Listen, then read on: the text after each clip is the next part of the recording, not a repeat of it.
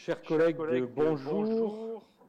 Merci d'être présents dans des circonstances toujours aussi particulières et nous avons hâte de nous retrouver tous complètement démasqués. Nous allons tout de suite procéder à l'appel. Monsieur le directeur général des services, s'il vous plaît.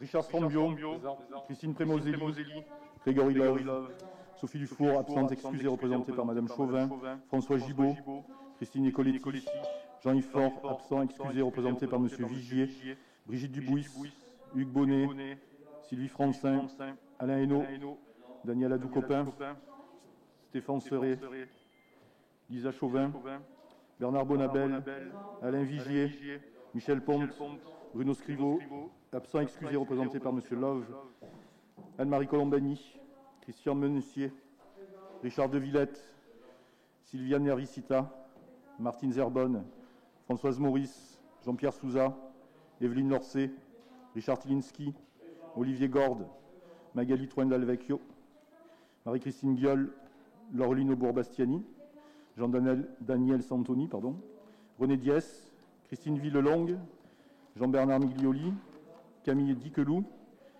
Christelle Vernet, absente, Philippe Schreck, présent, il est en visio, Mathieu Verth. Le quorum est atteint, Monsieur le maire. Merci. Je propose comme secrétaire de séance Madame Camille Diquelou, si elle en était d'accord. Je la vois. Elle accepte. Bien, nous passons tout de suite à l'ordre du jour qui sont mes délégations de compétences pour la période du 6 décembre 2020 au 22 janvier 2021. Chers collègues, avez-vous des questions ?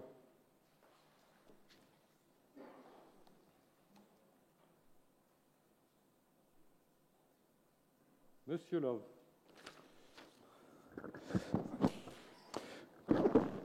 Merci, Monsieur le maire.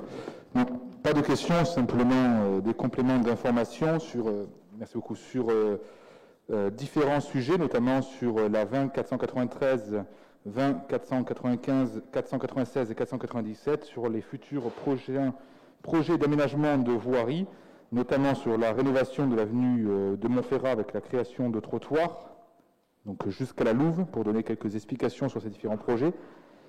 Donc doter bien toute cette avenue qui aujourd'hui pose beaucoup de soucis pour les piétons, donc un trottoir qui va être créé tout le long, jusque donc à ce lotissement de la Louve.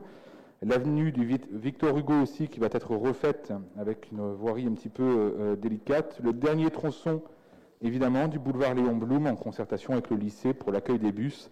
Donc bientôt arrive un grand projet de réaménagement de nos voiries. On a fini l'avenue de Grasse et on continue donc sur les voiries les plus délicates, tout en mettant en avant la protection des piétons, la gestion de la vitesse. En créant des trottoirs sur l'avenue de Montferrat, on fait le choix aussi de rétrécir la taille de la voirie à une taille de 5 mètres de largeur, de façon à avoir un principe de réduction de vitesse par l'étroitesse de la route et en protégeant les piétons. Voilà, c'était juste quelques informations pour expliquer ces prochains travaux de voirie dans la continuité de ce qui avait été commencé ces dernières années. Merci, Monsieur Love. Pas d'autres questions. Nous passons à la première délibération. Il s'agit de la mise à disposition de véhicules aux agents municipaux pour l'année 2021. Alors, l'article 34 de la loi du 11 octobre 2013 prévoit, selon les conditions fixées par une délibération annuelle, que la commune puisse mettre des véhicules à disposition de ses agents lorsque cela est justifié dans leurs fonctions. Il y a donc une distinction entre les véhicules de service et véhicules de fonction. Les véhicules de service sont utilisés par les agents pour le besoin du service, donc pendant les heures et temps de travail, ce qui exclut l'utilisation du véhicule à des fins privées. Il demeure le reste du temps à la disposition du service. Ce type de véhicule est donc affecté à un groupe d'agents. Quant au véhicule de fonction, le véhicule de fonction est défini comme celui qui est mis à disposition d'un agent de manière permanente en raison de la fonction qu'il occupe. il en a l'utilisation exclusive, même en dehors des heures et des jours de service et des besoins de son activité.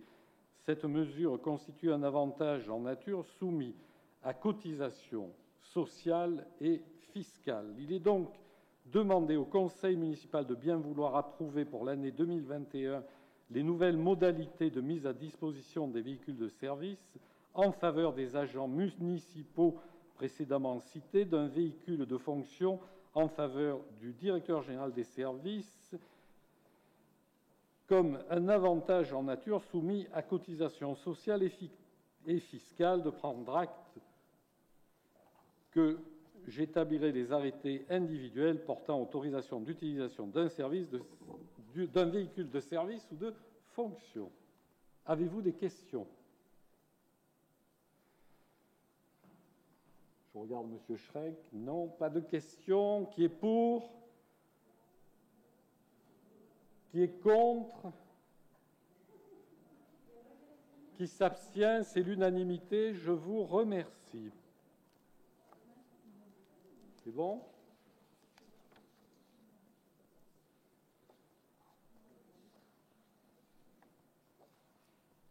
Il s'agit de la mise à jour des modalités de règlement de frais d'hébergement et de repas occasionnés par les déplacements temporaires des personnels et des élus de la commune. Le décret du 26 février 2019 fixe les conditions et les modalités de règlement des frais occasionnés par les déplacements temporaires des personnels de la fonction publique comme suit. Le taux de base est de 70 €. Dans les grandes villes et communes de la métropole du Grand Paris, 90 €. Commune de Paris, 110 €. L'arrêté ministériel en date du 11 octobre 2019 fixe le taux de remboursement des frais supplémentaires de repas à 17,50 €. Il est donc demandé au Conseil municipal de bien vouloir approuver les nouvelles dispositions portant sur le règlement des frais d'hébergement engagés par un élu ou un agent municipal sur présentation des justificatifs dans la limite de 17,50 € pour les frais de repas, dans la limite de 70 € pour le taux de base, 90 € pour les grandes villes et communes de la métropole du Grand Paris, 110 € pour la commune de Paris. Mes chers collègues, avez-vous des questions?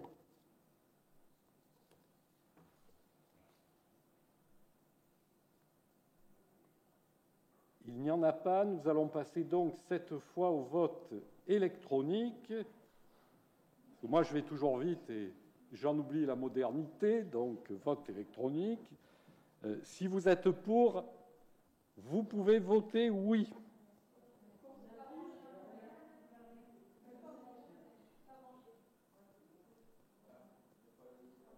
Il n'y a rien? Eh bien, alors on continue à main levée. Allez, qui est pour? Monsieur Schreck aussi. C'est l'unanimité? Je ne me trompe pas? Parce qu'entre la buée, les lunettes et les trucs qui ne marchent pas, ça commence bien. Voilà. L'unanimité, je vous remercie. Alors,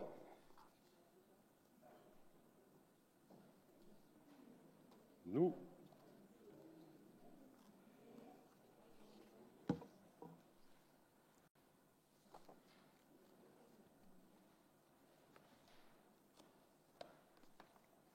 continuons.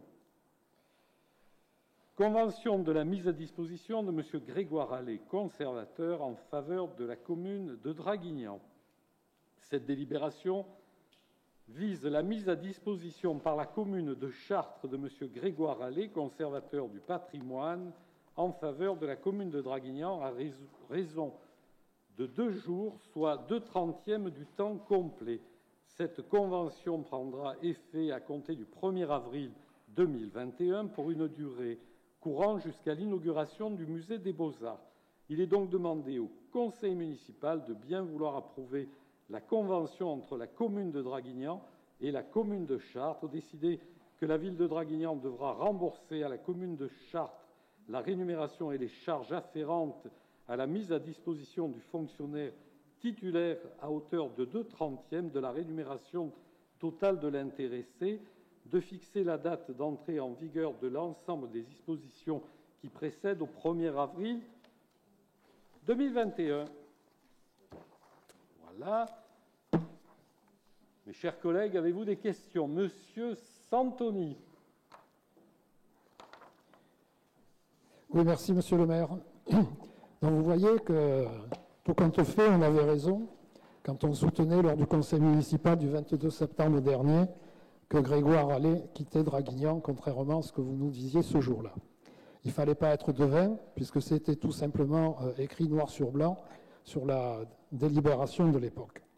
Alors, soit vous n'aviez pas lu la délibération, ce qui m'étonnerait fort, soit vous ne vouliez pas que son départ puisse paraître comme un dommage collatéral au retard pris par les travaux du musée. En tout état de cause, M. Grégoire Allais quitte Draguignan et ce n'est pas un bon point pour la ville.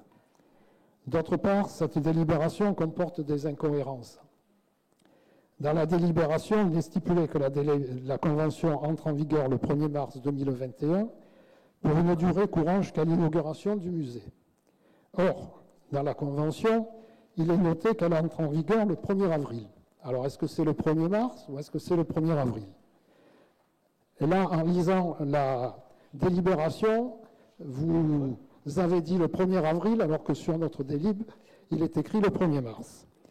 Et dans la convention, il est écrit qu'elle s'achèvera le 31 décembre 2021. Alors, c'est le 31 décembre 2021 ou c'est lorsque l'inauguration aura lieu du musée?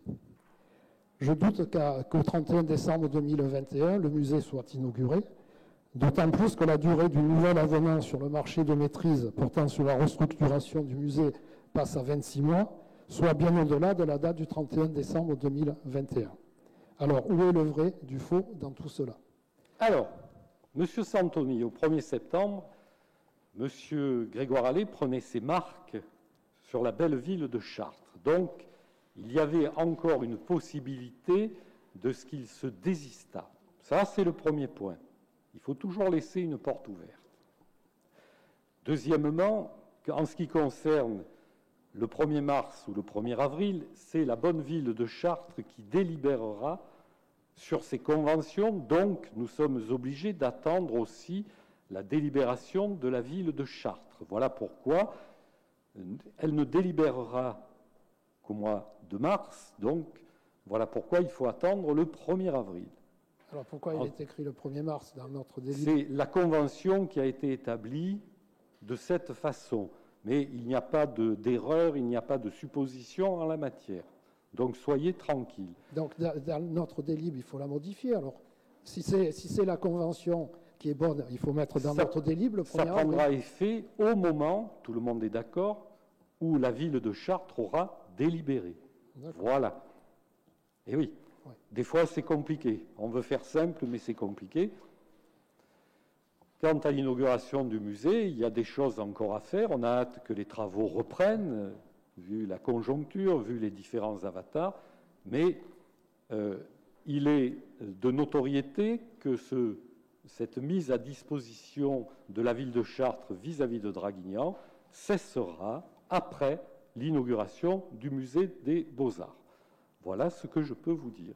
Et vous nous aviez proposé une visite des travaux du musée. Alors, moi, j'attends votre demande. Après, vous me dites une date et pour l'instant, je ne l'ai pas vu venir. Attendons peut-être un peu les beaux jours, de manière à ce que les choses s'apaisent un peu, qu'on soit un peu plus libre de nos mouvements. Mais moi, j'attendais votre demande. D'accord. Je pense que c'est la moindre des choses que de connaître votre emploi du temps en la matière. Voilà, M. Santoni. D'autres questions? Monsieur Bonnet veut s'exprimer. Merci, Monsieur le maire. Alors, mon cher Jean-Daniel, ce n'est pas parce que le 1er avril est la Saint-Hugues que je prends la parole. Je pense que c'est un détail qui va être corrigé concernant les conventions. Monsieur le maire vient de l'expliquer largement. Ce qui m'intéresserait plus, et j'aurais aimé vous voir vous exprimer là-dessus, c'est de dire que Monsieur le conservateur, comme Grégoire Allais, reste à Draguignan à disposition jusqu'à la fin de l'année et peut-être au-delà. C'est plutôt ce côté positif qu'il faudrait envisager. L'ouverture des travaux, la reprise des travaux et l'ouverture du musée est encore sujet à caution. j'aurais préféré vous voir vous exprimer sur l'envie que vous avez de voir ce musée commencer à fonctionner, à l'instar de l'hôtel du département. Ce sont deux événements culturels que je pense les Dracénois attendent. Voilà, en gros, c'est tout ce que je voulais rajouter, monsieur le maire. Merci. Merci, monsieur Bonnet. Nous passons au vote. Monsieur Schreck n'a pas, comme je le regarde que de temps en temps, il n'a pas demandé la parole. Alors, on vote à main levée. Qui est pour? Qui est contre? Qui s'abstient? Je vous remercie.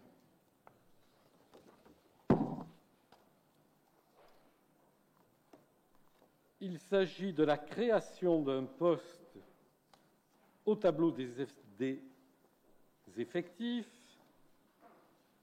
le départ à la retraite d'un agent de maîtrise exerçant les fonctions d'agent de surveillance de la voie publique.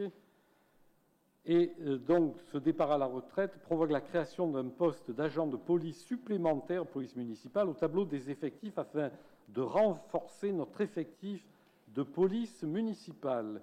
Le lancement de la procédure de recrutement auprès du Centre de gestion de la fonction publique territoriale du Var est fait. Lors de la prochaine réunion du comité technique, il sera proposé de supprimer le poste d'agent de maîtrise devenu vacant. Donc, on passe provisoirement de 588 postes à 589 et au moment du départ à la retraite, nous revenons au même nombre. Voilà, mes chers collègues, il vous est demandé de voter pour cette délibération. Avez-vous des questions?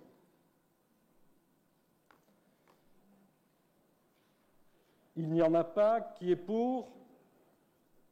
Qui est contre? Qui s'abstient? Je vous remercie. Et nous passons la parole à Monsieur Christian Mamessier.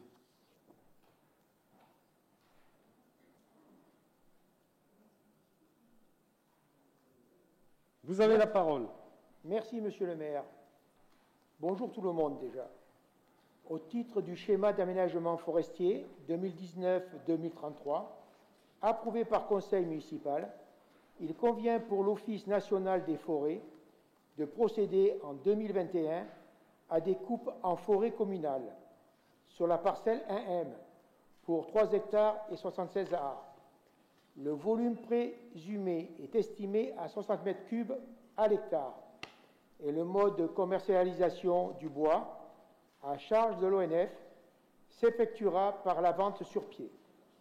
Il est donc proposé au conseil municipal de bien vouloir approuver l'état d'assiette des coupes de l'année 2021, demander à l'Office national des forêts de bien vouloir procéder à la désignation des coupes de l'état d'assiette présenté, valider la destination des coupes et leur mode de commercialisation proposé par l'Office national des forêts, donner pouvoir à Monsieur le maire pour effectuer toutes les démarches nécessaires à la bonne réalisation des opérations de vente, autoriser Monsieur le maire ou son représentant à assister au martelage des coupes prévues, puis adresser la présente délibération à Monsieur le préfet pour information et enregistrement.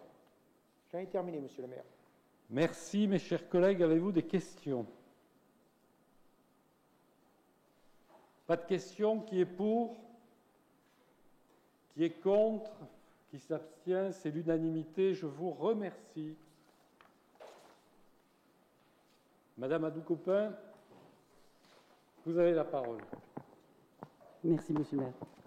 Donc, il s'agit d'approuver le règlement local de publicité. C'est par l'arrêté municipal du 3 février 2000 que la commune de Draguignan a adopté son premier règlement local de publicité. La délibération du 17 décembre 2018 a porté prescription de la révision de ce règlement local. La délibération du 17 juillet 2020 a arrêté le nouveau projet de règlement local de publicité et tiré le bilan de la concertation. Donc, vu l'arrêté du 5 octobre 2020, prescrivant l'ouverture d'une enquête publique, considérant le dossier d'enquête publique, les observations exprimées, le rapport et les conclusions du commissaire enquêteur, considérant qu'il convient d'approuver le nouveau règlement local RLP de publicité, joint en annexe, portant rapport de présentation, règlement, documents graphiques, le zonage et les limites d'agglomération, considérant que les orientations générales reposent sur la reconnaissance de nouvelles limites d'agglomération qui induisent une réglementation différente et adaptée, la reconnaissance de secteurs à enjeux paysagers, la protection du centre ancien, la reconnaissance des secteurs de protection de monuments historiques, l'amélioration de la qualité paysagère des entrées de ville, la reconnaissance de la diversité des fonctions du territoire avec la mise en place de 6 zones. Considérant que le projet de RLP a été transmis pour avis au service de l'État, aux personnes publiques associées et à la commission départementale de la protection de la nature et des sites du Var. La Chambre d'agriculture et la direction départementale des territoires et de la mer ont émis un avis. Aucune observation n'a été émise par la commission départementale de la protection de la nature et des sites du Var. Les modifications apportées au projet arrêté le 17 juillet 2020 ne remettent pas en cause l'économie générale du projet, la liste des modifications étant annexée à la présente délibération. Considérant que la décision du 16 septembre 2020, prise par le président du tribunal administratif de Toulon de désigner un commissaire enquêteur, considérant l'enquête publique organisée du 28 octobre au 27 novembre 2020, considérant que les ajustements tiennent compte des avis exprimés par les personnes publiques consultées et les observations exprimées au cours de l'enquête publique, considérant l'avis favorable du commissaire enquêteur, il est demandé au conseil municipal de bien vouloir approuver les termes du RLP qui est joint en annexe, de prescrire l'affichage de la présente délibération en mairie pendant 1 mois et de faire mention de cet affichage dans le journal Var Information, de charger Monsieur le maire de transmettre ce règlement local de publicité au service de l'État et aux personnes publiques associées en application du Code de l'urbanisme et d'autoriser Monsieur le maire, son représentant, à effectuer toutes les démarches consécutives à cette délibération. Merci, Madame Hadoucopen. Quelqu'un désire-t-il s'exprimer? Passons donc au vote. Qui est pour? Qui est contre? Qui s'abstient? Abstention. Je vous remercie. Délibération suivante, nous écoutons Madame Francin. Vous avez la parole. Merci, Monsieur le maire. Il s'agit une nouvelle fois de l'opération programmée d'amélioration de l'habitat en renouvellement urbain et d'attribution d'aides financières. Ce sont 8 dossiers qui sont proposés aujourd'hui et qui vont concerner aux 2 impasses Blancherie le remplacement de 2 portes et d'une fenêtre pour un gain énergie pour un appartement de 130 mètres carrés qui passe de 128 000 kW énergie primaire à 82 000 et dont le coût de dépense passe annuellement de 7 509 € à 4 931, soit un gain énergétique et financier de 35 %. Aux 33 places du marché et aux 14 rue République, un ravalement... Ah, le micro a disparu. Il est revenu. Oui, voilà. Je me permets de retirer mon masque, je n'arrive pas à respirer comme je suis d'ailleurs. Au 133 rue du Combat, rénovation de la toiture, des parties communes et réfection de la façade. Au 8 rue Pierre-Clément, une réfection de façade. Aux 2 rue des Minimes, des travaux d'énergie sur une consommation qui passe de 25 275 kWh énergie primaire à 11 478 et à une dépense de 1 527 € à 723, soit un gain énergétique et financier de 57 % et un logement qui était classé G et qui passe en D. Aux 2 rue Blancherie, des travaux de réhabilitation d'un logement dégradé et notamment de l'intégralité de son isolation. Et enfin, au 11 bis rue des Andronnes, la rénovation complète d'un immeuble en R+3, dont la superficie par appartement est de 75, 77, 81 et 132 mètres carrés.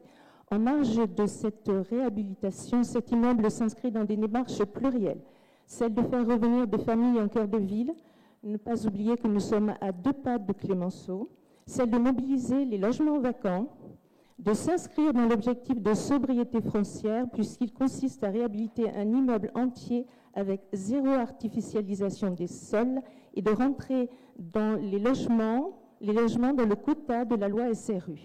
Cette opération est emblématique de sa réussite et ce vers quoi nous souhaitions tendre, Monsieur le maire. Et je souligne que le propriétaire sur 342 296 € sera subventionné à hauteur de 317 778 €, soit 91% de subventionnement.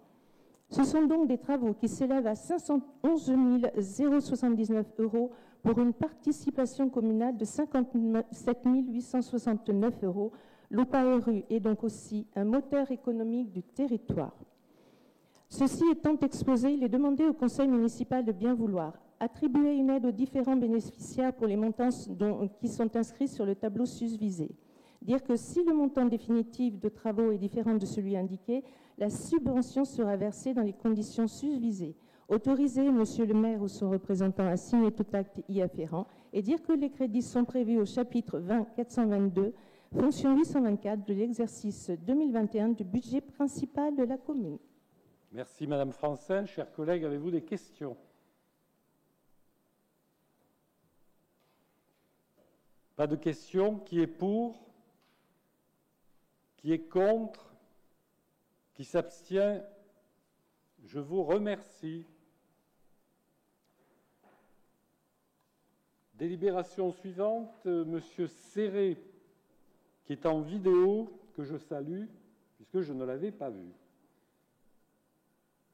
Vous avez la parole. Le micro, Monsieur Serré. Oui, merci Monsieur le maire. J'activais le micro, mais apparemment la technique nous empêchait de pouvoir le faire. Je vous prie de m'excuser d'abord pour l'appel, mais j'étais aussi en attente pendant 10 minutes devant mon écran, en attendant qu'on m'accepte bien sur la visio. Donc c'est pas un retard de ma part, mais bien un problème technique qui s'est opéré. Voilà. Les excuses, je vais passer maintenant à cette délibération qui concerne le contrat de partenariat du Forum Emploi et Création d'entreprises et la nouvelle édition donc, de 2021. La commune reconduit cette année le Forum Emploi et Création d'entreprises qui se donne pour objectif de répondre à la demande du public de la Dracénie en lui permettant d'avoir accès à des recruteurs proposant de l'emploi pérenne et de rencontrer les différents opérateurs d'accompagnement à la création d'entreprises. Cette année, compte tenu du protocole sanitaire lié à la Covid-19, il a été décidé d'organiser cet événement en deux parties. D'un côté, un salon virtuel, ce qu'on appelle un webinaire, qui se déroulera le jeudi 20 mai en matinée. Ce webinaire sera animé par des partenaires de la création d'entreprises et la conférence aura lieu dans la salle des Cordeliers. Et puis, d'un autre côté, le salon en présentiel que nous souhaitons quand même maintenir si les conditions, bien sûr, sanitaires le permettent, mais elle aura lieu également, enfin, ce salon aura lieu, également en virtuel le mercredi 26 mai 2021 sur un site de la commune, parce qu'initialement, il devait se dérouler à Saint-Exupéry, et comme vous le savez, c'est un site qui aujourd'hui sert à la vaccination. Donc nous sommes aujourd'hui encore en recherche, ce sera très probablement le COSEC. Des prestataires dracénois ont décidé d'apporter leur concours comme suit. Le Crédit Agricole, financement à hauteur de 1 550 € pour des prestations d'ateliers de relooking et de mise à disposition de matériel logistique. Et l'UPV, financement à hauteur de 200 € pour le financement du prestataire logistique. L'occasion d'ailleurs m'est donnée de les remercier. Il est donc demandé au conseil municipal de bien vouloir approuver les termes des contrats de partenariat à intervenir entre la commune et le Crédit Agricole et l'UPV, et autoriser Monsieur le maire à signer les contrats et tout acte afférent. Merci Monsieur Serré. Mes chers collègues, avez-vous des questions? Il n'y en a pas. Qui est pour? Qui est contre? Qui s'abstient? Je vous remercie. Délibération suivante, Madame Chauvin. Vous avez la parole. Merci, Monsieur le maire. Donc, il s'agit de revoir les horaires concernant les conditions de location des locaux communs dédiés à une activité de restauration. Le micro a encore disparu. Il est de retour. Donc, je disais des commerces ayant une activité de restauration, aussi rue de Trans et rue des Marchands. Donc, il y avait une délibération numéro 2018-023 du 8 février 2018, par laquelle le conseil municipal avait fixé le tarif de location de locaux communaux situés rue de Trans et des Marchands à 1 € par mètre carré. Ceci était conditionné par des horaires d'ouverture. Alors, donc, c'était du 1er novembre au 31 mars, le matin du mardi au samedi de 10h à 12h15 et l'après-midi de 14h à 17h30, ce que l'on souhaite changer pour qu'on puisse avoir des activités de restauration. De la même manière, du 1er avril au 31 octobre, c'était du mardi au samedi de 10h à 12h30 et l'après-midi de 14h30 à 19h. Désormais, ce que nous souhaitons et ce que nous souhaitons délibérer aujourd'hui, c'est modifier ces horaires pour des activités de restauration et proposer du 1er novembre au 31 mars, du mardi au samedi, de 11h à 15h et de 18h à 21h30. Et du 1er avril au 31 octobre, du mardi au samedi, de 11h à 15h et de 18h à 23h. Ceci étant exposé, il est demandé au conseil municipal de bien vouloir autoriser la création de nouveaux horaires d'ouverture pour les locaux dédiés à une activité de restauration et conditionner la location au tarif de 1 € du mètre carré des 10 locaux, 6 rue de Trans et des Marchands, au respect par les occupants des jours et horaires d'ouverture minimum définis ci-dessous. Merci, Monsieur le maire. Merci. Chers collègues, avez-vous des questions? Il n'y en a pas. Qui est pour? Qui est contre? Qui s'abstient? Je vous remercie. Nous passons à une délibération avec Madame Hadou-Copin. Vous avez la parole. Merci. Il s'agit de l'adhésion de la commune à l'Audat de Var. L'association Loi 1901, l'agence d'urbanisme de l'aire toulonnaise du Var, est un acteur d'aménagement et du développement durable du Var au travers de ses contributions aux documents d'urbanisme, à la planification et aux projets territoriaux. Ces productions sont fondées sur une connaissance des évolutions des territoires et une expertise en matière de politique publique. Outil partenarial d'ingénierie, elle participe à la définition et à la cohérence des actions publiques en matière de démographie, d'habitat, d'environnement, de mobilité, d'économie, de foncier, de politique sociale, de projets urbains, etc. Au service de ses membres, l'Audat de Var intervient à toutes les échelles, départements, aires urbaines, interco, communes, quartiers, sites à enjeu. L'Audat de Var est une plateforme d'observation, d'analyse et d'échange sur les projets des territoires. Chaque jour, une équipe d'experts recueille, croise et analyse de nombreuses données pour que les élus professionnels et acteurs de l'aménagement et du développement durable disposent de synthèses fiables leur permettant de coordonner les politiques publiques.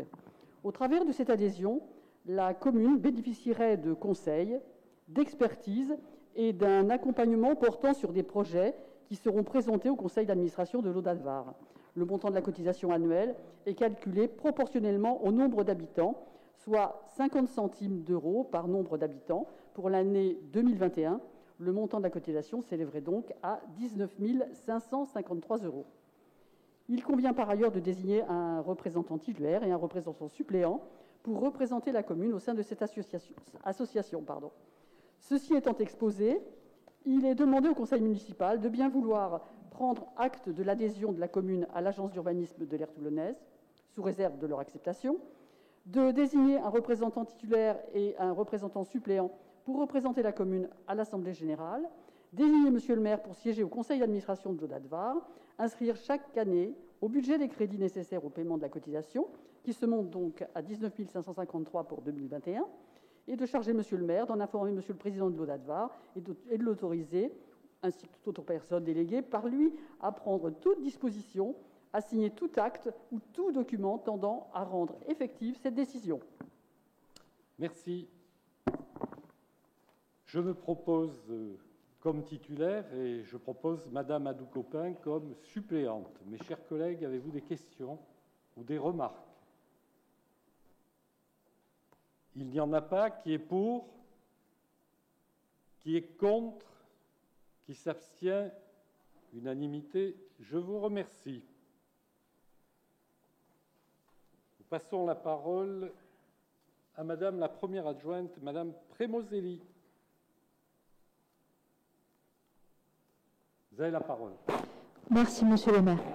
Chaque début d'année, nous rappelons le bilan des cessions et acquisitions immobilières de l'année écoulée. Vous avez donc la liste de ces cessions et acquisitions qui ont été en temps et en heure présentées au conseil municipal. Les références figurent dans la colonne délibération. Les acquisitions par préemption font l'objet de décisions municipales, également portées dans la colonne délibération. Ceci exposé, il est donc demandé au conseil municipal de bien vouloir approuver le bilan de ces cessions et acquisitions immobilières effectuées au cours de l'année 2020 et d'indiquer que ce bilan sera joint au compte administratif 2020 du budget principal de la commune. Merci, mes chers collègues. Avez-vous des questions? Il n'y en a pas. Qui est pour? Qui est contre? Qui s'abstient? Je vous remercie. Madame Prémoselli, toujours. Il s'agit d'intervenir à un acte de constitution de servitude sur une parcelle sise à Draguignan, chemin de Sainte-Barbe.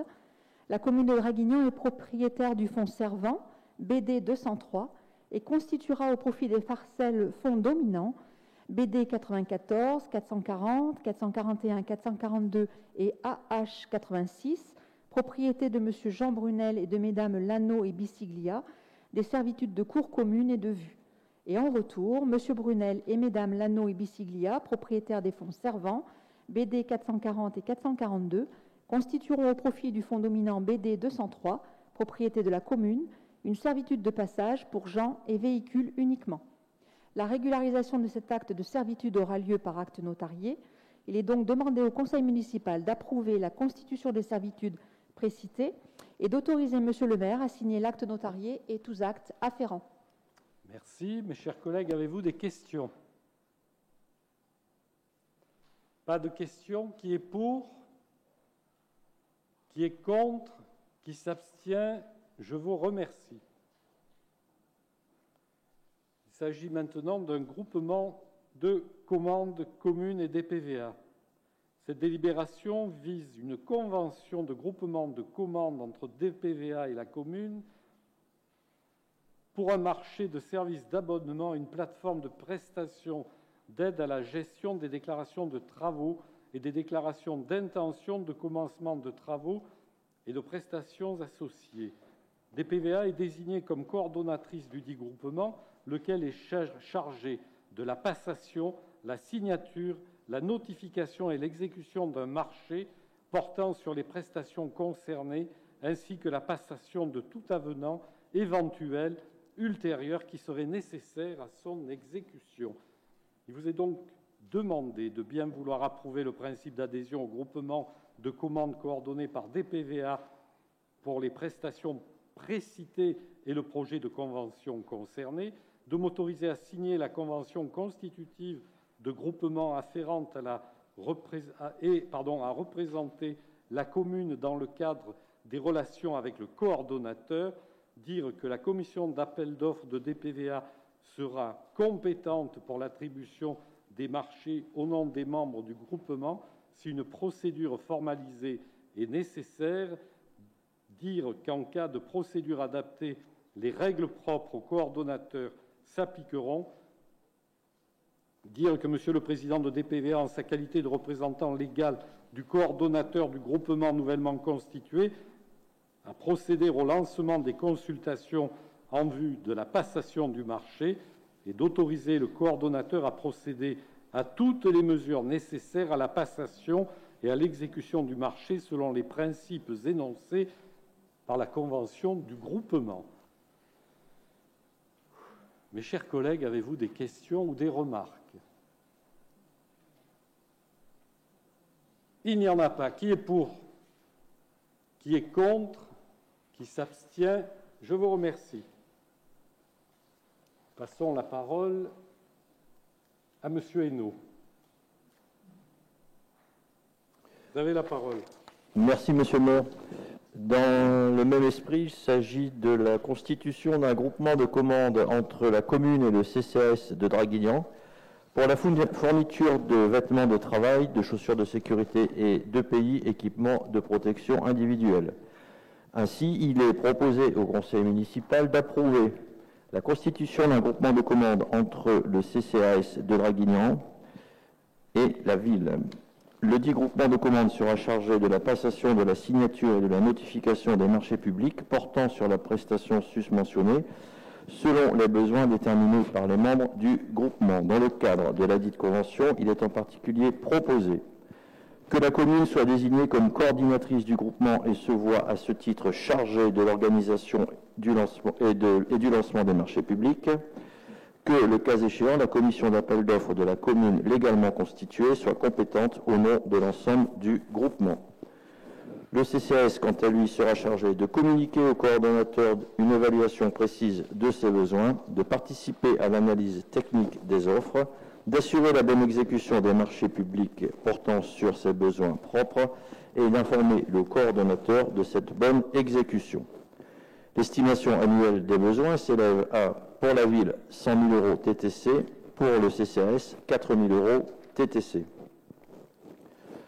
Ceci étant exposé, il est demandé au conseil municipal de bien vouloir approuver le groupement de commandes entre la commune et le centre communal d'action sociale pour les prestations susmentionnées, d'approuver les termes de la convention constitutive de groupement jointe en annexe, de dire, le cas échéant, que la commission d'appel d'offres de la commune de Draguignan sera compétente pour l'attribution des marchés publics au nom des membres du groupement, d'autoriser M. le maire en sa qualité de représentant légal du coordonnateur du groupement nouvellement constitué à procéder au lancement de la consultation précitée en vue de la passation des marchés publics correspondants et enfin, d'autoriser M. le maire à signer les marchés publics à intervenir dans le cadre du groupement de commandes. Merci, Monsieur Henneouve. Mes chers collègues, avez-vous des questions ou des remarques? Il n'y en a pas. Qui est pour? Qui est contre? Qui s'abstient? Je vous remercie. Nous passons à la délibération suivante. Monsieur Love,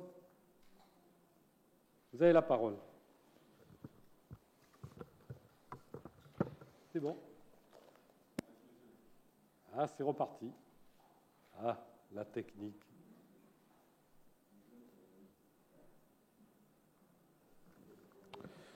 Merci, Monsieur le maire. Donc, il s'agit donc du bilan d'activité de la délégation de services publics d'eau potable confiée donc à la société technique d'exploitation et de comptage sur l'exercice donc 2019. Donc, la commission consultative des services publics locaux, chargée d'examiner annuellement un bilan d'activité de chaque service public, confié à un tiers, s'est réunie le 16 décembre 2020 et a rendu un avis favorable à l'unanimité sur le bilan d'activité 2019 de cette délégation de services publics d'eau potable confiée à la TEC depuis 2012. Il faut se souvenir quand même que la compétence a donc été transférée. La compétence de gestion de l'eau a été transférée donc à l'agglomération Dracénie-Provence-Verdon le 1er janvier 2020. Et donc apparaît sur ce rapport, donc, au niveau nous avons donc bien 10 sites de stockage, 16 réservoirs avec une capacité de 14 100 mètres cubes en 2019, avec une autonomie moyenne de 2 jours. Il faut moduler en fonction bien évidemment des périodes et des secteurs, compte tenu de la topographie et des possibilités offertes par les réseaux. Nous avons 7 sites de production. Et au niveau des réseaux, c'est quand même 242 km de canalisation pour approximativement 16 825 clients, avec une légère hausse. Et bien évidemment, depuis quelques années, de la vente d'eau aux habitants de l'Orgue, Trans-en-Provence, les Arcs et Flyosque, ainsi qu'au niveau des communes, et de l'achat d'eau au niveau pour le Flyosquet à la commune de Flyosque. Donc, il est donc demandé au conseil municipal de bien vouloir prendre acte du bilan d'activité 2019, remis en pièce jointe, et sur l'eau potable confiée à la TEC. Merci. Mes chers collègues, avez-vous des questions ou des remarques? Il n'y en a pas. Qui est pour? Qui est contre? Qui s'abstient? Unanimité, je vous remercie. Monsieur Love, vous continuez. Donc, délibération du même genre, un bilan d'activité de délégation sur l'assainissement, confié également donc, à la Société technique d'exploitation et de comptage. Il s'agit donc toujours de l'exercice 2019.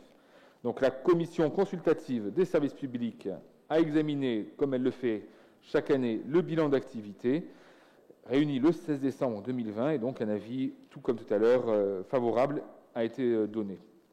Donc à noter pour cette compétence qui est également transmise à l'agglomération depuis le 1er janvier 2020. Quelques faits marquants, donc une forte sécheresse en 2019 et une forte sécheresse estivale et une forte pluviométrie hivernale. Le prix de la redevance, donc en France, l'intégralité du coût du service public est supportée par la facture d'eau. Et à ce titre, au 1er janvier 2020, l'évolution du prix du service d'assainissement au mètre cube est la suivante. La part pour le délégataire est de 0,172 centimes, la consommation pour la collectivité de 0,35 centimes d'euros et la modernisation du réseau à 0,15.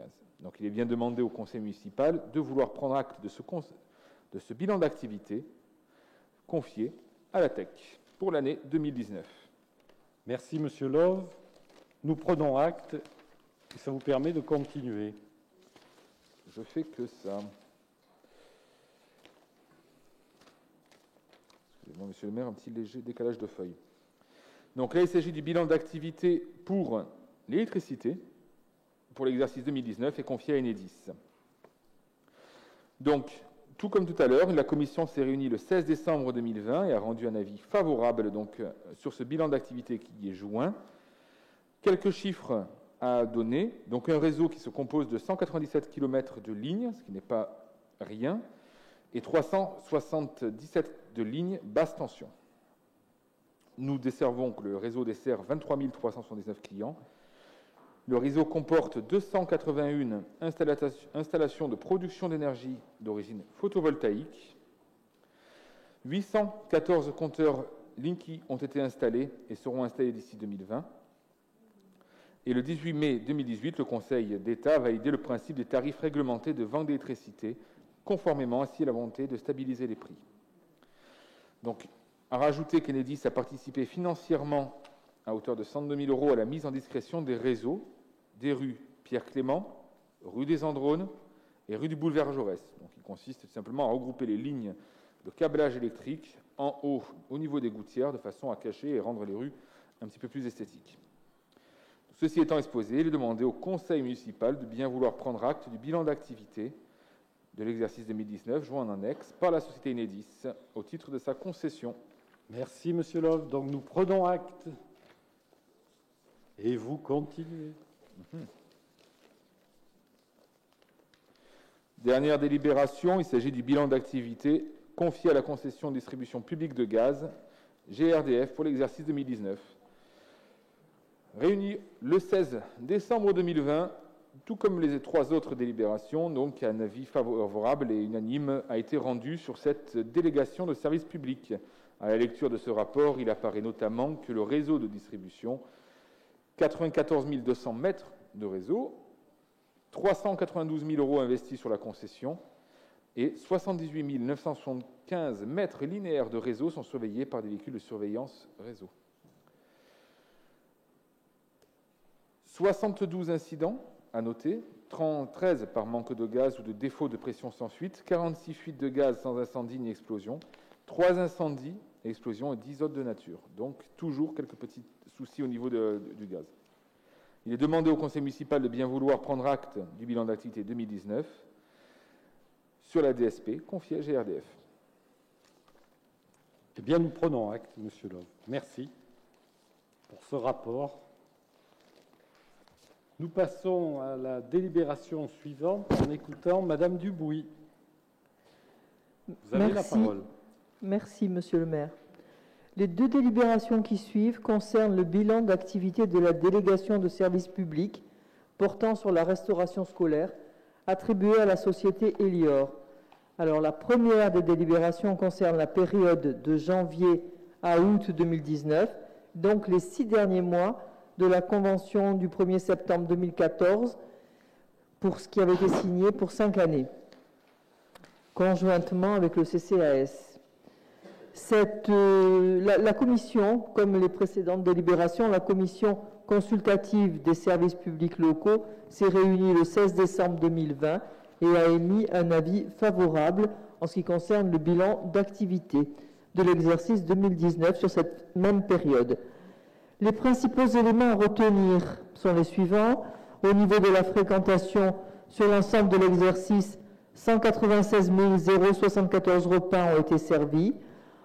pour les écoles, pour les accueils de loisirs et pour les repas servis en petite enfance. Au niveau économique et financier, il n'y a pas eu de hausse tarifaire contractuelle sur le prix des repas. Pour rappel, pour les scolaires, 7,43 € par repas. Pour les accueils de loisirs, 4,03 € par repas. Pour la petite enfance, 6,26 € par repas. Soit une hausse globale depuis le début du contrat de 5,262%.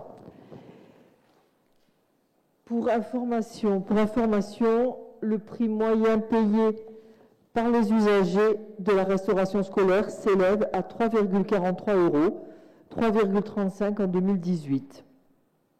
En ce qui concerne la qualité de la prestation, la société Elior a développé des actions visant à favoriser la politique alimentaire axée sur la sécurité et l'équilibre alimentaire dans le respect des textes réglementaires et l'écoute des usagers.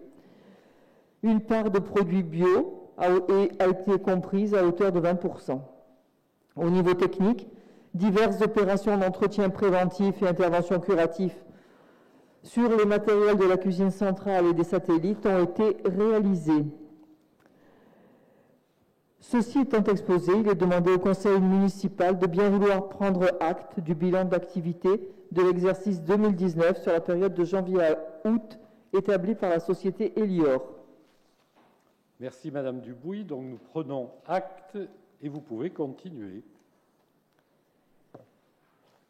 Donc cette fois-ci, nous parlons de la période de septembre à décembre 2019.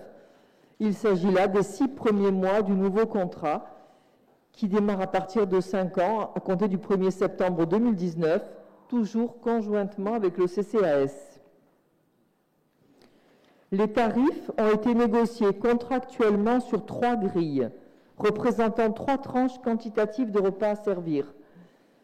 La tranche numéro 1, de 300 000 à 340 000 repas, la tranche numéro 2, de 340 000 à 380 000 repas, la tranche numéro 3, de 380 000 à 420 000 repas. Ce premier semestre a été basé sur les tarifs de la tranche numéro 2, dont la répartition prévisionnelle annuelle pour un exercice complet a été estimée à 312 200 € pour la commune et 47 800 € pour le CCAS. La commission consultative des services publics locaux s'est également réunie le 16 décembre 2020 afin d'examiner le bilan de la société Elior et a donné un avis favorable à ce bilan. Les principaux éléments sont, au niveau de la fréquentation sur cet exercice, on a vu 121 292 repas servis pour les prestations villes. Donc toujours pour les écoles, les accueils de loisirs et les repas servis en petite enfance, mais également les goûters périscolaires et accueils de loisirs. Le nombre de repas servis ville et CCAS est de 137 562 repas.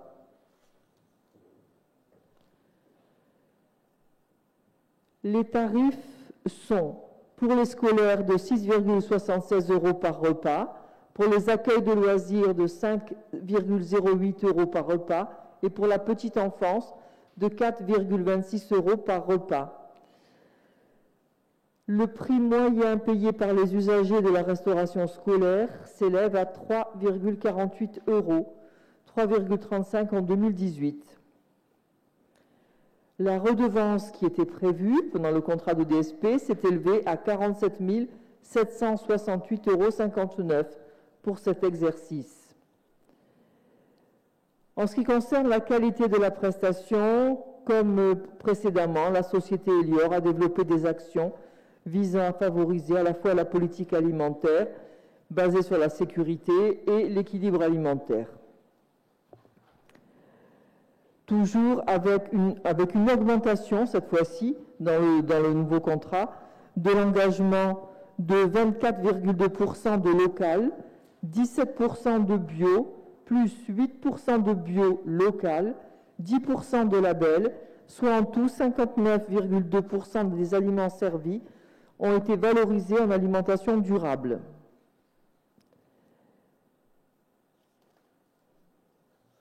Au niveau technique, Diverses opérations d'entretien ont été également réalisées pour un montant de 9 782 €. Et ceci étant exposé, il est demandé au conseil municipal de prendre acte du bilan d'activité pour cette période établi par la société Elior. Merci. Donc, nous prenons acte. Merci, Madame Dubuis. Je vais passer la parole à Monsieur Hainaut.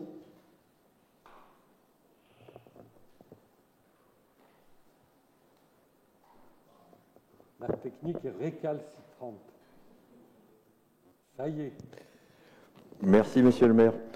Il s'agit ici aussi de la présentation d'un bilan d'activité, celui de la concession de services publics portant construction et exploitation d'un établissement multi-accueil confié à la société Maison Bleue pour l'exercice 2019. Considérant que ce bilan d'activité doit également être porté à la connaissance du conseil municipal, les principaux éléments à en retenir sont les suivants. En termes de taux d'occupation, sur l'année 2019, l'établissement La Pitcholine a maintenu ses taux d'occupation. 77,20% pour le taux d'occupation réel, soit une augmentation de 2,96%, 79,87% pour le taux d'occupation facturé, soit une diminution de 0,25%. Les échanges réguliers tout au long de l'année développés entre le service petite enfance de la commune et l'équipe de direction de l'établissement permettent une optimisation des taux d'occupation de l'établissement. Pour une capacité d'accueil de 60 berceaux, la crèche a accueilli en 2019 39 nouveaux enfants, soit au total 126 enfants issus de 112 familles différentes. En termes qualitatifs, cette fois, deux éléments principaux à retenir. L'accueil occasionnel est peu développé, 1% contre 9,70% au sein des établissements d'accueil du jeune enfant gérés en régie sur cette même année. Et le questionnaire de satisfaction destiné aux familles est peu significatif, car seulement environ 33% des familles y ont répondu, mais il est à noter que le taux de satisfaction global est de 100%, réparti en 29% de satisfaits et 71% de très satisfaits. Le point concernant les obligations réglementaires, le contrat de délégation prévoit que le délégataire doit informer le délégant de tout changement au niveau du personnel embauché au sein de l'établissement. Aucune rectification n'a été communiquée à la commune sans demande du service petite enfance. Le délégant n'a donc pas été informé en temps réel des changements procédés sur l'équipe de travail. De même, la PMI a effectué 2 visites successives, les 12 avril et 15 juillet 2019. Le délégataire n'en a pas informé la collectivité. Enfin, en termes de données financières, le délégataire a communiqué un compte de résultat pour l'année 2019. Ce bilan fait apparaître un montant total de charges de 1 216 278 €, dont le principal poste de dépenses sont les frais de personnel pour un montant de 662 410 €. Le montant des produits, quant à lui, s'élève à 1 305 653 €. Il se compose principalement de deux revenus principaux, la subvention de la CAF pour 542 205 € et la compensation communale pour 501 697 €. Le résultat net de l'exercice 2019 est donc de 89 375 €. L'optimisation du taux d'occupation a généré une recette supplémentaire d'un montant de 28 744,13 €. En conséquence, il a été convenu une rétrocession de 14 372,07 € en faveur de la collectivité, la différence représentant des frais non fixes découlant de cette hausse de fréquentation. Un exemplaire de ce bilan d'activité sera transmis à la sous-préfecture pour information et mis à disposition des usagers en mairie au sein de la Direction générale des services dans les 15 jours suivant la présente délibération. Ceci étant exposé, il est donc demandé au conseil municipal de bien vouloir prendre acte du bilan d'activité 2019 de la concession de services publics portant construction et exploitation d'un établissement multi-accueil confié à la société Maison Bleue. Merci, Monsieur Hainaut. Nous prenons acte. Il s'agit maintenant du bilan d'activité de la Régie municipale des parkings dracénois pour l'exercice 2019. Cette régie municipale a été créée en 2013 et a pour objet d'assurer la gestion du service public industriel et commercial des stationnements payants hors voirie de la commune. La commission consultative des services publics locaux, chargée d'examiner annuellement un bilan d'activité de chaque service public confié à un tiers, s'est réunie le 16 décembre 2020 et a rendu un avis favorable à l'unanimité sur le bilan d'activité 2019 de la Régie municipale des parkings dracénois. Les principaux éléments à retenir du bilan 2019 de cette régie sont les suivants. Au niveau de la fréquentation, au 31 décembre 2019, la régie comptabilisait 562 abonnements contre 553 en 2018. Le nombre global d'entrées de véhicules s'est élevé à 840 836 en 2019 contre 789 977 en 2018. 649 240 sorties gratuites ont été recensées en 2019, ce qui représente 77,21% de la fréquentation hors abonnés des parkings publics payants de la ville. Elle était de 76,33% en 2018. Au niveau économique et financier, le compte de gestion et le compte administratif de l'exercice 2019 de la régie concordent strictement. L'excédent d'exploitation de clôture est de 615 043,38 €. L'excédent d'investissement de la clôture est de 510 253,85 €. Au niveau technique, les agents techniques de la régie assurent la maintenance préventive et corrective des équipements des parcs de stationnement ou, lorsque les compétences ne sont pas disponibles en interne, contrôlent les opérations de maintenance exécutées par des entreprises privées. L'ensemble du personnel a suivi les formations appropriées. Au niveau de la qualité de la prestation, le personnel de la régie s'attache à apporter un service de qualité aux usagers, notamment en matière d'accueil et d'information, et s'efforce de maintenir ce niveau d'exigence en toutes circonstances. Et je veux appuyer ici la qualité de nos agents. Je le dis et je le souligne. Il vous est donc demandé de bien vouloir prendre acte de ce bilan d'activité 2019 de notre régie municipale des parkings dracénois. Monsieur Santoni veut s'exprimer. Merci, Monsieur le maire. Je suis étonné par la baisse de fréquentation du parking des musées, alors que globalement, sur la ville, l'ensemble des parkings ont augmenté de 50 000 entrées de véhicules. On a sur ce musée 2400 véhicules de moins sur l'année. Alors certes, pendant cette période, il y avait les travaux de la place du marché, mais les commerces étaient ouverts, le tribunal fonctionnait, le marché, même s'il était un peu délocalisé, fonctionnait quand même le mercredi et le samedi. Et malgré ça, on a cette baisse d'entrée, ce que je m'explique mal. Eh bien, écoutez, on trouvera l'explication probablement l'année prochaine. Et non, parce qu'avec avec la période de confinement, on ne pourra rien contrôler. Eh bien, l'année d'après. Monsieur Santoni, c'est vrai qu'il y a eu les parkings de la place du marché. Et vous avez peut-être trouvé la bonne solution. C'est-à-dire ? Eh bien, parce qu'il y a eu des travaux. Oui, mais il y a eu des travaux, certes, mais en fait, tout fonctionnait autour. Eh bien, je vous réponds, je ne sais pas. D'accord. Voilà. Ben voilà. C'est honnête d'avoir répondu, je ne sais pas. Merci pour votre pertinente question, Monsieur Santoni. La commission consultative, donc bilan des travaux de l'année 2020.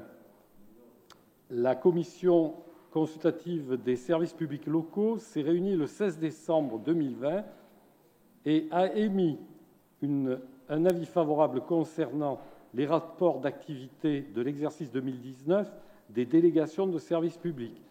Vous l'avez vu, de la restauration scolaire et municipale par la société Elior, de la concession multi-accueil La Pitcholine, la société La Maison Bleue, de l'assainissement collectif société Tech, de l'eau potable idem société Tech, de la concession de distribution publique d'électricité ERDF, de la concession de distribution publique de gaz GRDF, et à l'instant le rapport d'activité de l'exercice 2019 de la régie municipale des parkings dracénois.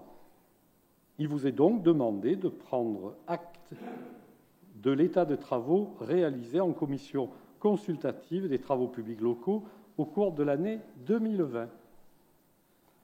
Monsieur Santoni. Oui, décidément, monsieur le maire, vous ne nous écoutez pas et vous en faites qu'à votre tête. Ah. Eh oui. Lorsqu'on a créé la commission de contrôle financier le 11 juin 2020, je vous avais demandé de la réunir rapidement pour en fixer les modalités de fonctionnement, afin de ne pas se retrouver dans la même situation que lors du précédent mandat, où elle ne s'était pas réunie de tout le mandat. Alors vous vous souvenez de ce que vous m'avez répondu ce jour-là. Soyez rassuré, monsieur Santoni, la commission se réunira. Résultat, elle ne s'est pas réunie au cours de l'année 2020. Donc je vous rappelle que cette commission, elle est censée établir un rapport annuel transmis à la commission de consultation des services publics pour éclairer ses membres dans leurs décisions. Cela n'a pas été le cas pour l'examen des rapports de l'exercice 2019 dont on vient d'écouter les comptes rendus. Donc j'espère qu'il n'en sera pas de même pour l'examen des rapports de l'exercice 2020 et que cette commission de contrôle financier pourra se réunir en temps utile pour remplir pleinement son rôle, et j'y veillerai personnellement. Je vous le rappellerai si ça n'arrive pas. Mais merci, monsieur Santoni, vous avez absolument raison, et merci parce que, écoutez, je vous dirai comment ça s'est passé, je ne vais pas m'étendre là, mais on a eu quelques petits avatars de compréhension puisqu'elle devait se réunir la semaine dernière, et puis on n'a pas pu, mais ce n'est pas faute de mauvaise volonté, mais par des concours de circonstances. Nous y veillerons ensemble si vous le désirez. Merci, et je vous en ferai la demande, comme ça. Mais j'ai tout fait pour, je vous le garantis. Et ce n'est pas de la mauvaise volonté, je vous le dis.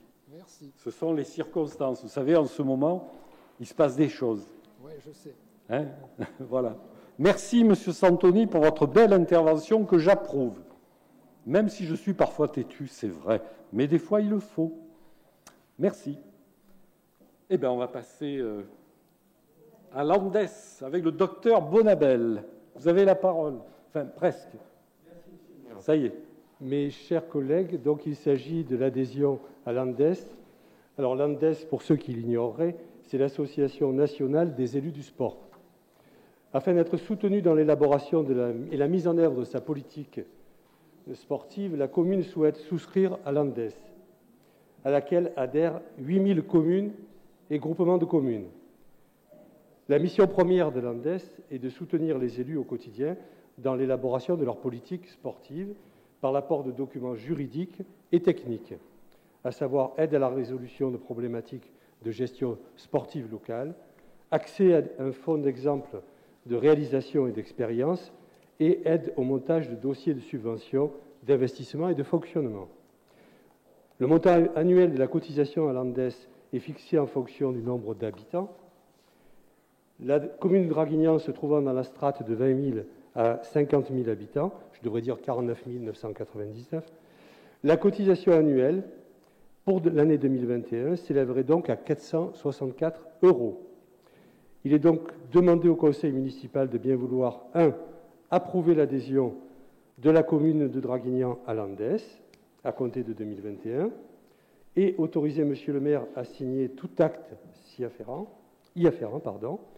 et autoriser votre serviteur, en sa qualité d'adjoint au sport, à représenter la commune auprès de l'Andes. Je vous remercie. Merci, mes chers collègues. Avez-vous des questions ou des remarques? Il n'y en a pas. Qui est pour? Qui est contre? Qui s'abstient?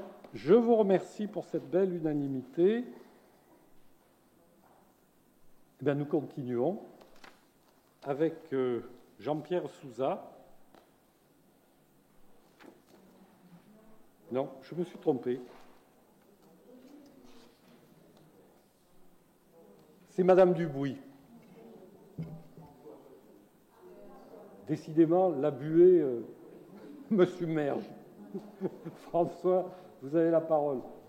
Ça me presse. Merci, Monsieur le maire. C'est effectivement une délibération qui va traiter de l'impact de la crise Covid-2019 sur la compensation de l'exercice 2020. Vu le CGCT, vu le contrat de concession des services publics de restauration collective de la commune et du Centre communal d'action sociale entrant en vigueur le 1er septembre 2019 et approuvé par la délibération du conseil municipal en date du 11 juillet 2019, vu les articles 27 et 34 du dit contrat, considérant que l'article 27 précité établit que le tarif des prestations se fera sur la base quantitative des prestations servies, selon 3 tranches définies. Tranche 1 de 300 000 à 340 000 repas, tranche 2 de 340 000 à 380 000 repas et tranche 3 de 380 000 à 420 000 repas. Les 2 premiers exercices du contrat courant de septembre à décembre 2019 et de janvier à décembre 2020 sont basés sur la tranche 2 et les tarifs en découlant.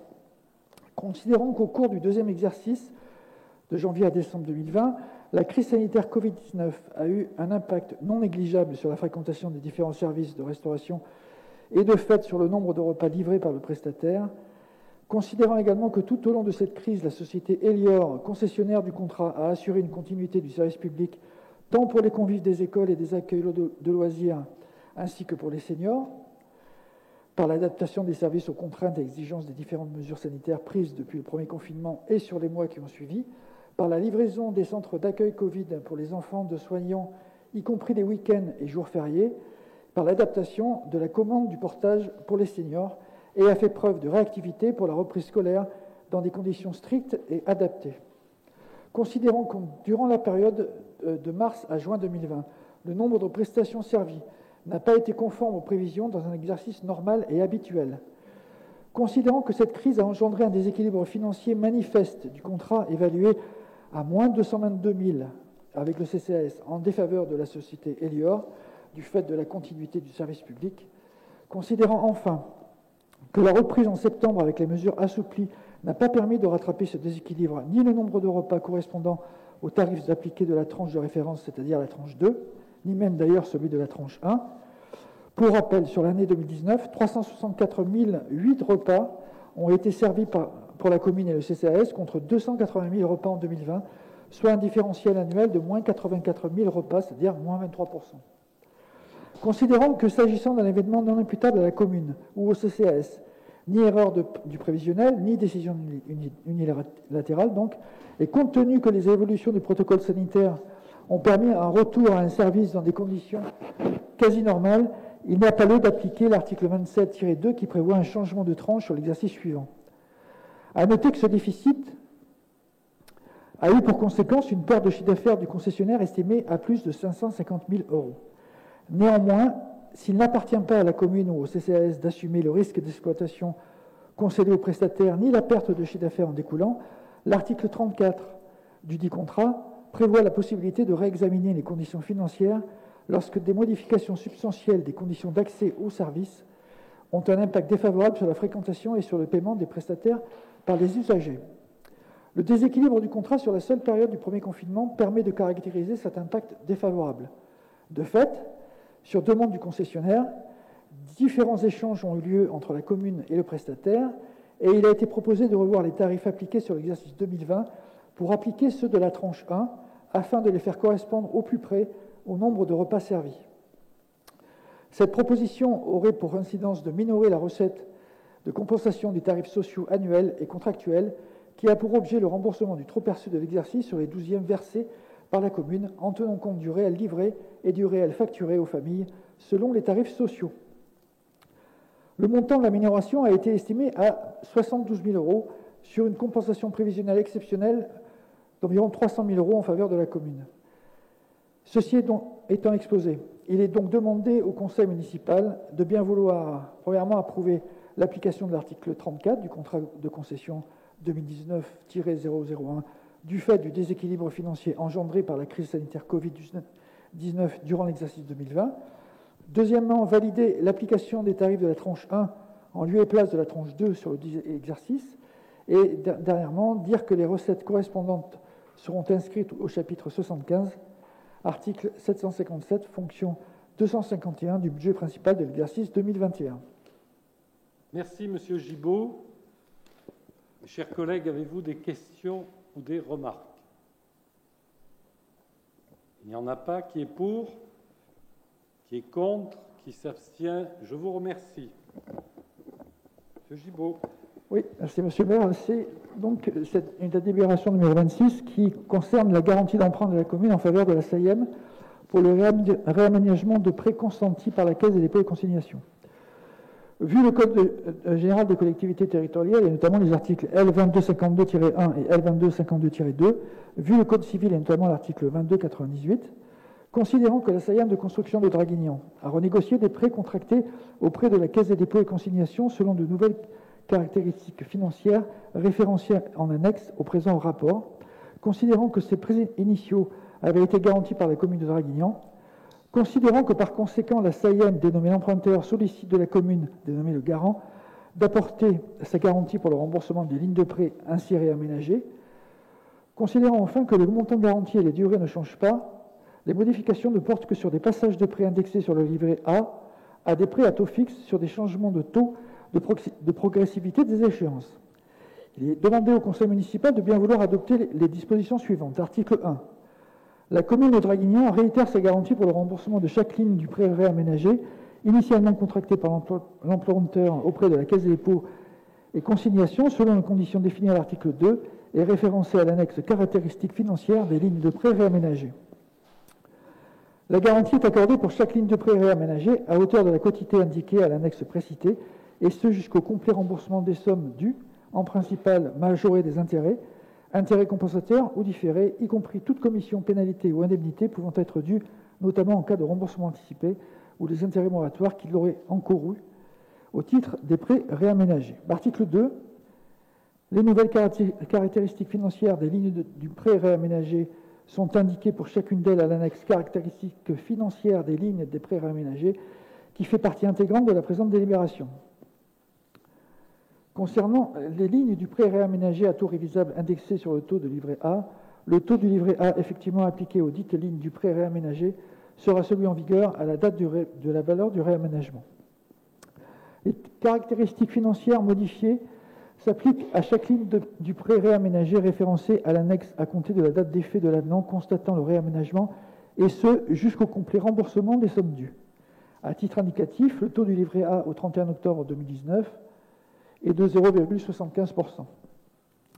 Article 3. La garantie de la collectivité est accordée pour la durée totale de chaque ligne du prêt réaménagé jusqu'au complet remboursement des sommes contractuelles dues par l'emprunteur dont il ne se serait pas acquitté à la date d'exigibilité. Sur notification de l'impayé par lettre simple de la Caisse des dépôts et consignations, le garant s'engage à se substituer à l'emprunteur pour son paiement en renonçant au bénéfice de la discussion et sans jamais opposer le défaut de ressources nécessaire à ce règlement. Et enfin, article 4. Le conseil municipal s'engage jusqu'au complet remboursement des sommes contractuellement dues à libérer, en cas de besoin, des ressources suffisantes pour en couvrir les charges. Ceci étant exposé, il est demandé au conseil municipal de bien vouloir accorder la garantie d'emprunt de la commune à la SAIEM de construction de Draguignan pour le réaménagement de prêts consentis par la Caisse des dépôts et consignations dans les conditions définies ci-dessus. Merci. Mes chers collègues, avez-vous des questions ou des remarques?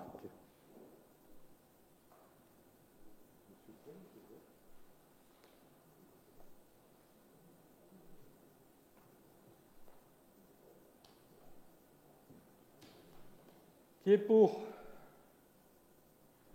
Qui est contre? Qui s'abstient? Je vous remercie.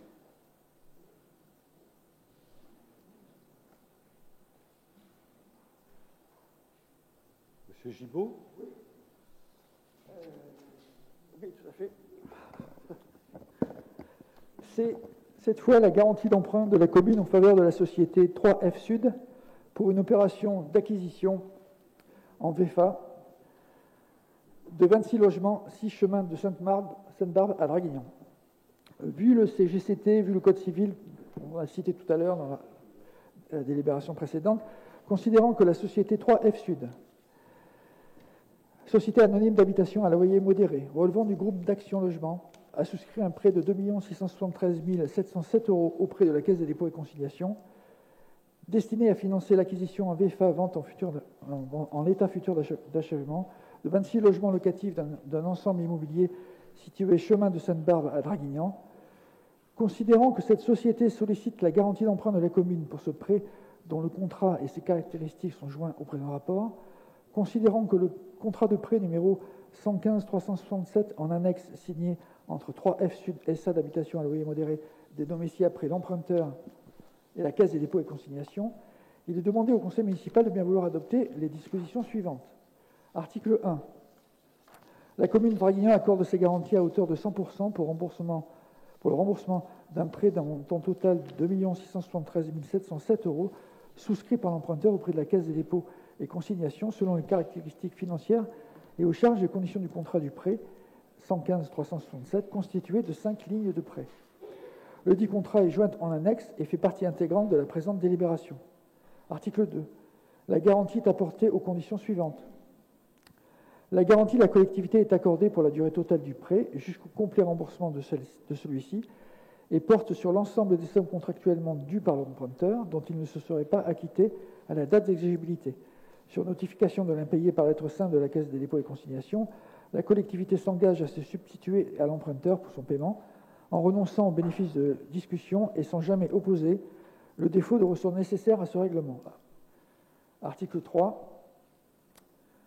Le Conseil municipal s'engage pendant toute la durée du prêt et jusqu'au complet remboursement des sommes contractuellement dues à libérer en cas de besoin des ressources suffisantes pour couvrir les charges du prêt. Ceci étant exposé, il est demandé au Conseil municipal de bien vouloir accorder la garantie d'emprunt de la commune à la société 3F Sud pour le prêt numéro 115-367 consenti par la Caisse des dépôts et consignations dans les conditions définies ci-dessus. Merci, Monsieur Gibault. Mes chers collègues, avez-vous des questions ou des remarques? Il n'y en a pas. Qui est pour? Qui est contre? Qui s'abstient? Je vous remercie. Dernière délibération, Monsieur Jean-Pierre Souza.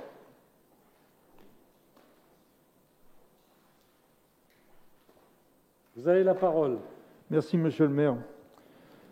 Donc, convention entre la commune de Draguignan et le syndicat mixte de l'Argent portant instauration de servitudes sur les terrains d'assiette ou d'accès des ouvrages construits en vue de prévenir les inondations.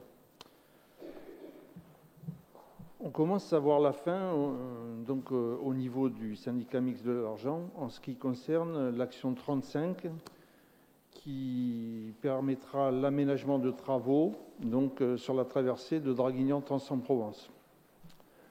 De gros travaux, une enveloppe estimée à 25 millions d'euros quand même, ce qui représente le quart du budget du syndicat mixte de l'Argent.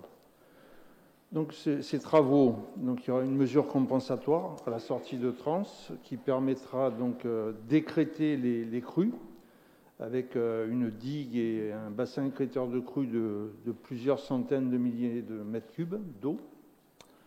Et ensuite, ce bassin écrêteur nous permettra de réaliser les travaux en amont, Tence et Draguignan. La rivière passera de 80-85 mètres cubes seconde, première inondation, premier débord sur certaines zones, à 180 mètres cubes seconde, ce qui permettra de nous protéger des crues d'une valeur trentenale. Dans ce cadre, nous sommes en train de finaliser les acquisitions foncières et nous allons bientôt débuter une enquête publique avec des commissaires, enquêteurs, etc.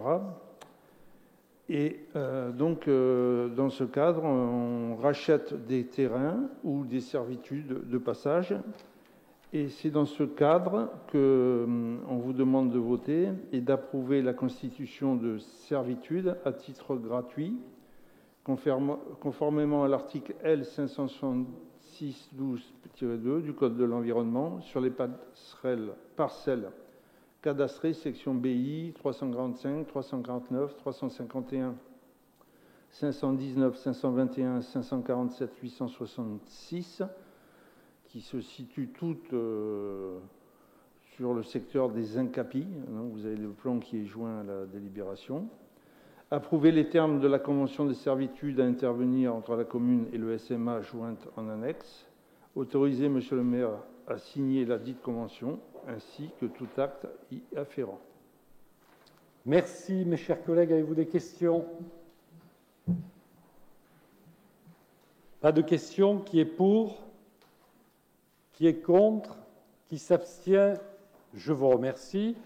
Je vais passer la parole à Bernard Bonabel, de manière à ce qu'il vous fasse un point concis, très concis, sur la situation épidémiologique.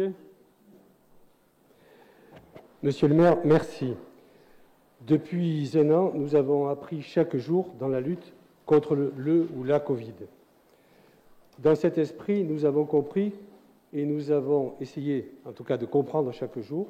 Et nous avons axé aujourd'hui notre bataille sur deux axes, dépistage et vaccination. Le dépistage, au début, peu professionnel, entre guillemets, parce que nous avons dû faire face à l'urgence, s'est organisé de façon très rationnelle au niveau du centre de dépistage mis à disposition par la municipalité au laboratoire, entre autres, sans exclure, bien sûr, le dépistage réalisé au niveau des laboratoires dans leurs locaux. Ça a permis d'intensifier le dépistage, bien évidemment. Récemment, donc, c'est tout nouveau puisque ça date d'hier et d'aujourd'hui. En particulier, un bus a été mis à disposition par l'ARS pour intensifier ce dépistage et le délocaliser au niveau des quartiers est de la ville. Quartier populaire, et ce n'est pas péjoratif dans ma bouche, mais 4000 personnes sont proches de ce bus, et donc ce bus est installé près du COSEC, de façon à pouvoir réaliser 200 prélèvements supplémentaires et aussi attirer une population qui jusque-là n'était pas forcément sensible à la nécessité de ce dépistage de masse. Ça, c'est la première des réalisations. La seconde, je voulais souligner la formidable réactivité et la mobilisation de tous les acteurs du centre de vaccination. Alors, vous le savez, dans un premier temps, c'est l'hôpital qui a été le premier sur le terrain, puisque le premier à recevoir les premières doses. Et dans un temps record, nous avons dû installer, créer, innover et mettre en place en quelques jours, pour ne pas dire en quelques heures, un centre de vaccination. Et je voulais souligner donc la réactivité, la mobilisation de tous les acteurs de ce centre de vaccination, déployé dans l'urgence à Saint-Exupéry, avec un engagement remarquable et sans faille, je dis bien sans faille, de tous les intervenants, unis de façon exemplaire dans cette mise en œuvre. Alors, à commencer par les officiers pompiers qui gèrent la logistique, les services de secouristes de Franck de Gogh, qui sont à la fois très présents, très professionnels et qui rassurent, les services municipaux, les agents municipaux si souvent décriés dans la presse, et pourtant je peux en témoigner d'une réactivité exceptionnelle, et qui n'ont pas compté de leurs heures pour être présents sur le terrain, et enfin, bien sûr, tous mes collègues, médecins infirmiers, réunis au sein de la CPTS, communauté territoriale de santé, des professions de santé, qui sont remarquables d'abnégation, d'investissement au sein de cette activité. Grâce à eux, le centre fonctionne bien, avec un esprit de bienveillance exceptionnel, et tous les patients qui sont passés par le centre peuvent en témoigner. Nous sommes préparés pour 4 à 6 lignes de vaccination. Nous montons en puissance selon les attributions de doses vaccinales allouées par les autorités de tutelle, avec une capacité d'adaptation exceptionnelle. Nous pourrions, dès demain, multiplier par 4, voire 6, cette capacité de vaccination, mais nous sommes tributaires des doses qui nous sont allouées. Et donc, je voulais bien que ce soit dit ici, publiquement, car nous avons lu des critiques que je qualifie d'imbéciles, pour ne pas dire autre chose, qui ne pouvaient qu'accentuer la panique et l'angoisse de la population, alors que tout s'est installé de façon, encore une fois, je le souligne, rapide et efficace, en fonction de ce qui nous était proposé. Nous ne sommes pas les décisionnaires, nous sommes simplement les exécutants, mais encore une fois, cette exécution, elle demande beaucoup d'abnégation, et encore une fois, je suis admiratif devant l'investissement de mes collègues et puis de tous ceux que j'ai cités précédemment, qui se sont investis, encore une fois, sans compter, au détriment de leurs loisirs, de leur week-end, de leur exercice professionnel qu'ils ne peuvent pas négliger non plus. Et malgré tout, ils ont été là. Ils sont là et ils seront là. Donc nous sommes heureux aujourd'hui d'avoir pu, grâce aux doses qui nous ont été attribuées, multiplier par 2 aujourd'hui la capacité de vaccination. Alors c'est vrai que ça paraît toujours peu et trop lent. Nous en sommes tous conscients. Mais quand on sait qu'il y a 1 an, il était encore une fois dans tous les esprits hors de question que nous ayons des vaccins efficaces à moins de peut-être plusieurs années, il est quand même exceptionnel d'avoir aujourd'hui ces vaccins, de pouvoir les déployer, et encore une fois, sans paniquer, dans des règles de bienséance, de correction vis-à-vis de la population que je qualifie d'exemplaires. Et je suis fier de la collectivité professionnelle, fier de ma collectivité municipale, de tous les élus qui se sont investis depuis le début, sans compter. Et encore une fois, merci à tout le monde. Et de grâce, pas de critiques inutiles, contre-productives et qui peuvent agiter encore plus les angoisses qui règnent dans la population. Et j'en veux pour preuve encore ce matin. J'ai simplement traversé le boulevard pour faire j'avais 2 rendez-vous et j'ai été interpellé à plusieurs reprises par des personnes de tous bords, inquiètes évidemment du déploiement du virus et peu rassurées encore. Donc nous devons tous ensemble ici de les rassurer sur les moyens mis en œuvre qui ne peuvent que croître et embellir. Nous voulons le meilleur pour la population, nous ferons le maximum, mais encore une fois, dans l'union et dans le respect des acteurs. Merci.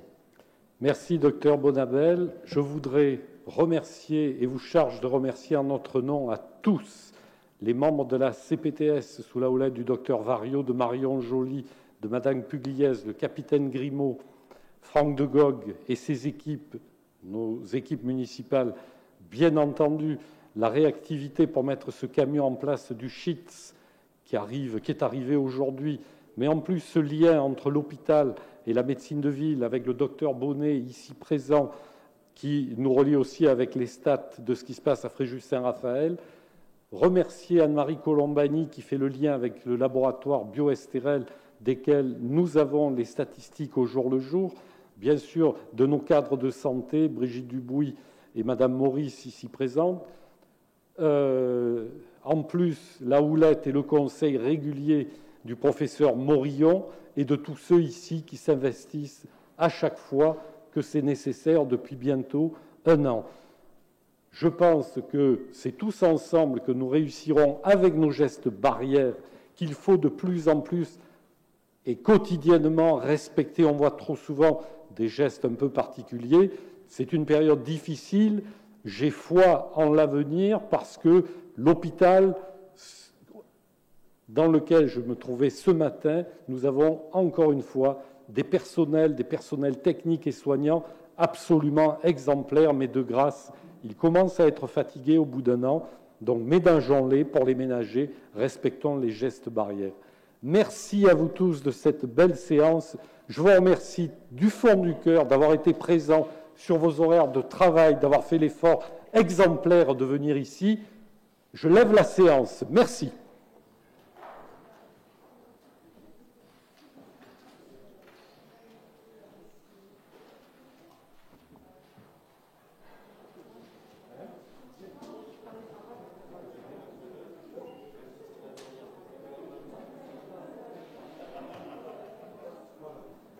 Merci aux appariteurs.